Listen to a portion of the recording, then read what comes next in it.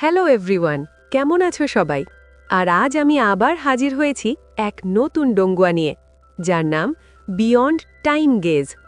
এই গল্পটা you king নামের এক ছোট ছেলেকে নিয়ে, কিন্তু তার প্ল্যানেটের কাছেই ঘুমিয়েছিল এক ভয়ঙ্কর অসংখ্য মনস্টার। আর আমরা দেখতে যাচ্ছি ইউ কিংয়ের সেই জার্নি, কিভাবে সে মনস্টারে ভরা এই ভয়ঙ্কর দুনিয়ায় লড়াই করে নিজেকে বাঁচিয়ে রাখে। গল্পের শুরু হয় ইউকিংয়ের বাড়ি দিয়ে, যেখানে একটা উৎসব চলছিল। সেই সময় আমরা ছোট ইউকিংকে দেখি, যে হঠাৎ কিছু দেখে ভীষণভাবে শক হয়ে যায়।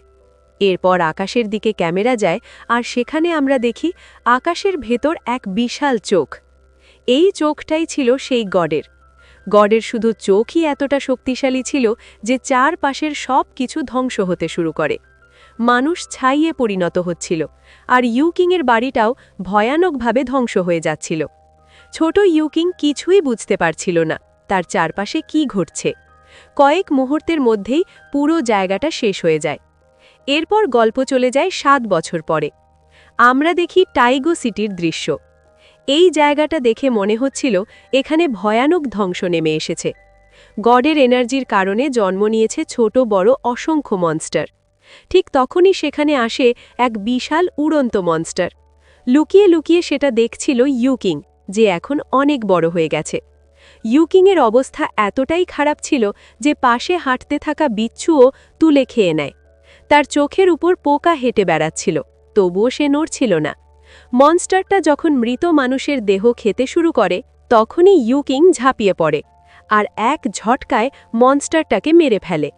এরপর ইউকিং বলে, 9 দিন আগে গডের চোখ আবার খুলেছিল, এর ফলে টাইগার সিটিও সম্পূর্ণ ধ্বংস হয়ে যায়। এই কথা বলতে বলতেই সে যে মনস্টারটাকে মেরেছিল তার মাংস কাঁচা কাঁচাই খেতে শুরু করে।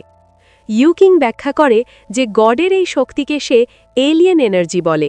এই এনার্জি মানুষকে করাপ্ট করেছে আর মনস্টারে পরিণত করেছে। টাইগো সিটির চারপাশে এখন এক অদ্ভুত শিল্ড তৈরি হয়েছে, যার ভেতরে শুধু মনস্টার আর মনস্টার। এই শিল্ডের ভেতরেই ইউকিংকে বেঁচে থাকতে হবে। কিছু মনস্টার মিট খাওয়ার পর সে ব্যাগে কিছু রেখে দেয় পরে খাওয়ার জন্য। মারা যাওয়া মানুষদের দেহ সে পুড়িয়ে এরপর সামনে এগিয়ে যায়। ঘুরতে ঘুরতে সে খাবার অস্ত্র খুঁজতে থাকে। মানুষের বদলে চারদিকে শুধু মনস্টার। টাইগো সিটির রাজা একসময় একটি কাল্টিভেশন আর্ট ব্যবহার করত। সেই জায়গায় গিয়ে ইউকিং পায় একটি basic cultivation technique, she mountain art. একটি মনস্টারের সাথে লড়াইয়ে ইউকিং ভয়ানকভাবে আহত হয়। কোনো মতে বেঁচে গিয়ে সে এক বৃদ্ধের মৃতদেহ খুঁজে পায়, যার কাছে কিছু ওষুধ ছিল। এরপর আমরা দেখি এলিয়েন এনার্জিতে আক্রান্ত মানুষগুলো মনস্টারে পরিণত হয়েছে। বাঁচার জন্য ইউকিং উঠে যায় এক উঁচু জায়গায়, যেখানে সে দূরে এক বেগুনি আলো দেখতে পায়। 2 দিন অপেক্ষার পর সে বুঝতে পারে সেই লোকটা মৃত। পাথর মারতেই শরীর ভেঙে পড়ে আর বেরিয়ে আসে এক বেগুনি রঙের ক্রিস্টাল। এই ক্রিস্টালই এলিয়েন এনার্জি থেকে রক্ষা করে।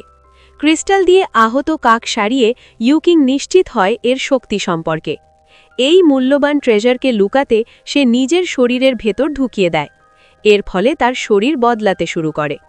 এই সুযোগে ইউকিং শি মাউন্টেন আর্টে কাল্টিভেশন শুরু করে। ইউকিংয়ের কাল্টিভেশনের মধ্যেই এপিসোড 1 শেষ হয়। এর পরের গল্প আমরা দেখব এপিসোড 2তে। তাই ভিডিওটা হাইপ করো, লাইক আর কমেন্টে ভরিয়ে দাও। দেখা হবে পরের ভিডিওতে। Thanks for watching.